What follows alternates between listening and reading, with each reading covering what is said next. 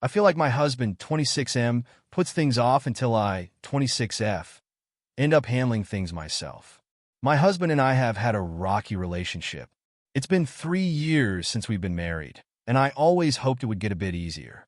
I feel like we've tried a lot of different things to improve our relationship, but I often find myself feeling defeated and sad because it seems like nothing will ever change.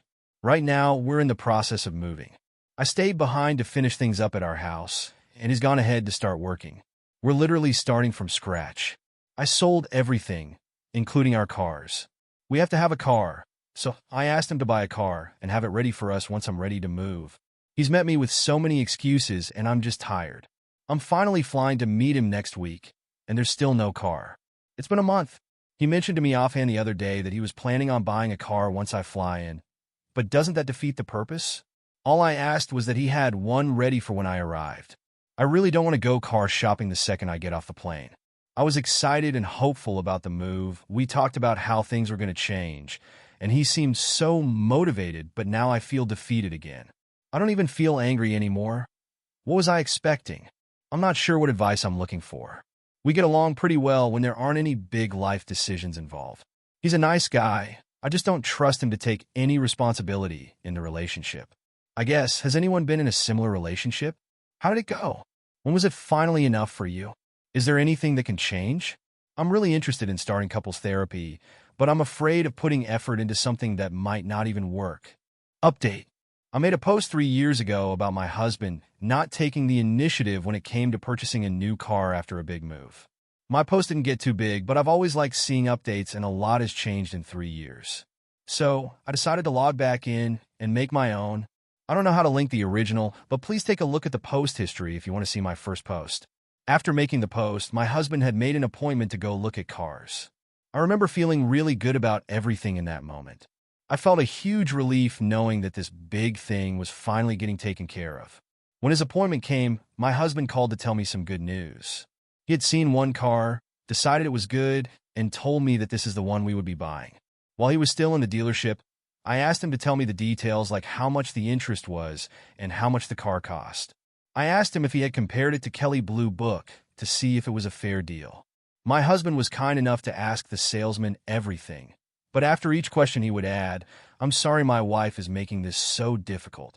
I was pretty hurt and embarrassed by this, and told him so, but he said all my questions were frustrating and were slowing down the process of the one thing I had asked him to do. In the end, he decided to wait for me to arrive so that we could sign for the car together. I ended up getting picked up from the airport and taken straight to the car dealership.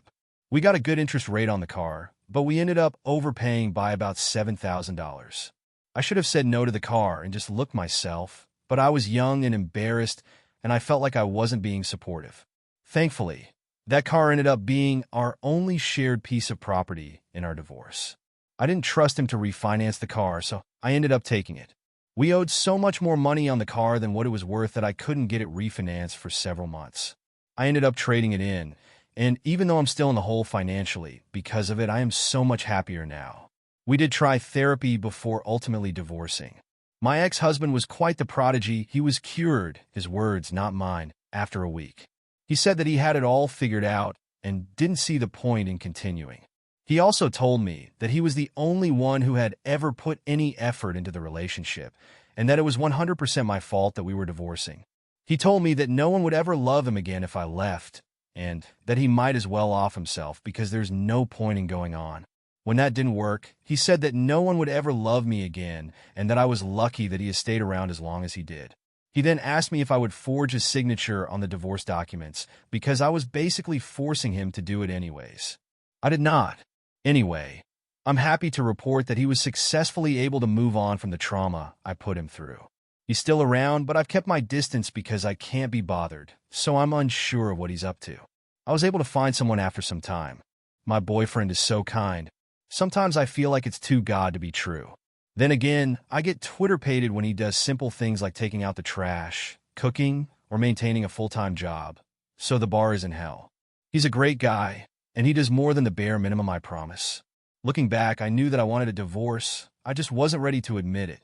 My ex-husband didn't love or respect me. I didn't put many details of the relationship in my first post, and I don't really feel the need to put it all out there now. But I know now that if someone truly loves you, they make sure you know. Thanks, Reddit. You were right.